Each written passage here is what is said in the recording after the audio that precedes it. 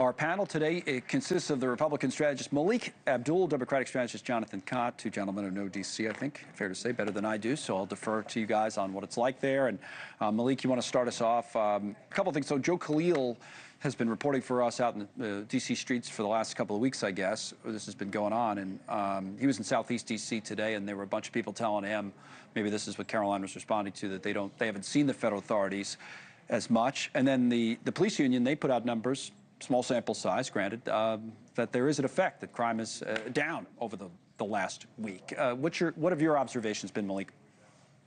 Well, Stephen must have known, he must have known that I was going to bring this up. So I actually live in Ward 8. This is one of, D.C. has 8 wards. I live in Ward 8. Okay. Karoline Leavitt referred to Ward 7 and 8. It's important to kind of put this into context because for those of us who live on this side of town, it's not surprising that the majority of arrests have occurred east of the river, which is Ward 7 and 8. On average, MPD arrests about 56 people per day. The majority of them, I assume, are in Ward 7 and 8. So the question is, it's not just the arrests. It is all of what I would just really argue is a lot of political theater with having hundreds and hundreds of not just National Guard, but federal agents in the city. Is that making Ward 7 and 8 safer? No. And I'm someone who drove around not just yesterday, but today as well, and I haven't seen anything close to the type of security apparatus that we've seen west of the river. All right, so you don't see it in your neighborhood as much as you see it in these other places, like near the White House, and they said DuPont Circle, and that's what the observations, neighborhoods like that, we're seeing more. It doesn't exist. Present doesn't exist. Okay, Jonathan, observations from you, including thoughts on this small sample size drop in crime over the last week that the union is talking about. Well, I scooted here in the part of D.C. that doesn't actually have a lot of crime, and I dodged some bullets on my way in, so I was safe getting here.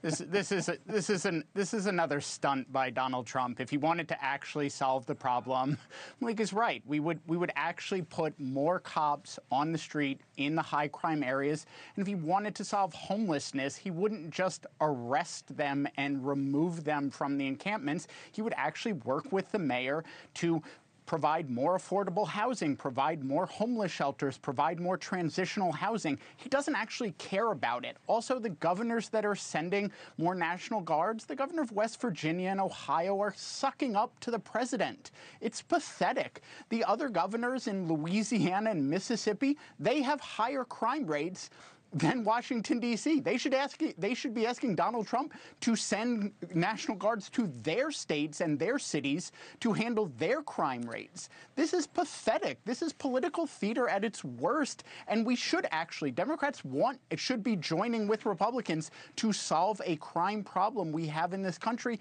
This is not it at all.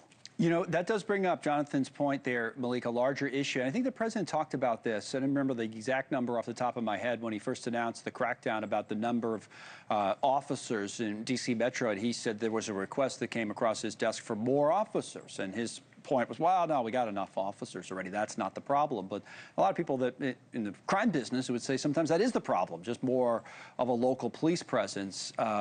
What's your perspective? Again, maybe talk about your own neighborhood and what you see there. Well, of course, that's true. Our mayor, and people have been criticizing our mayor. Our mayor is actually to the right of the city council. The mayor has been requesting 500 additional police officers, but it is the council that has been laxed on giving her that. The thing that the Trump administration doing, obviously it's a little politics here and they're toying with the numbers, but I would like people to ask members of the administration, if you believe that the crime statistics have been faked, which is what they say, then how does that explain that in April of this year, the Trump administration said that because due to its Make D.C. Safe Again program that it implemented, that crime was down about 25%. So I want an enterprising reporter to ask a member of the administration the question, how is it that the crime, were those numbers that the Trump administration touted just in April, were they just fake numbers or were they real? I think it probably the real numbers, and even with the numbers that are going down down now. It's the police union pushing these numbers, but the crime has been going down in Washington, D.C., but we do have a problem, and the Right. city council plays a large role in that. The two things that could be true at once, theory on this, if you actually think it through. I saw you nodding along, Jonathan, but you did acknowledge at the same time that there is a crime problem that should be solved. You just don't think this is the way to go about it in the city where you live.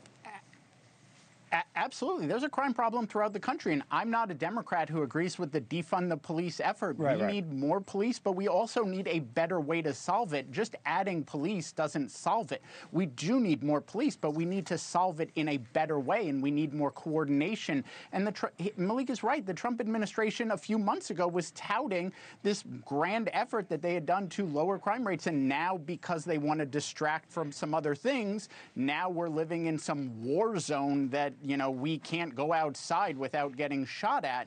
We need more police on the street, but we also need more people to help out with, solving a mental health crisis. And maybe the Trump administration shouldn't be gutting funding for all the, safer gun programs and getting guns out of the hands of criminals. Programs like that. This isn't a one-step, flood the zone for a month and get a bunch of photo ops and then go away. This is a problem that needs a real solution. Good discussion back and forth between both of you. You're both reasonable guys. You both know D.C. One other topic we had, we spent more time on this, was just fine. Real quick, is is redistricting. I'm tired of talking about it anyway, Melik. But now the Democrats are back in Texas. So your thoughts, and then Jonathan's thoughts on where this whole battle is going next and what comes out of it. Well, it seems as if that Texas Republicans may be successful in adding more seats. I will say is that I'm not a fan at all of mid-decade efforts to do this type of redistricting. It makes sense every 10 years, even though our party will benefit from it. I'm pretty even-keeled, and I'll call a spade a spade. I don't agree with the mid-decade effort Nobody that likes they're doing it, now. but they're still doing it. Quick thought, Jonathan? It's wrong, and it's what's wrong with Congress. It means that there's only 30 seats that are competitive, and it makes people less bipartisan. It means all you have to do is run to the extremes because you never face your only problem is facing a primary. You don't ever face a general, and you're going to force, California and Illinois and New York to do it, and then Ohio and Missouri are going to do it, and we're going to run to the extremes, and that's not good for the country. No, candidate quality, which I've been saying, suffers as a result, I would say. Jonathan, thank you. Melik as well.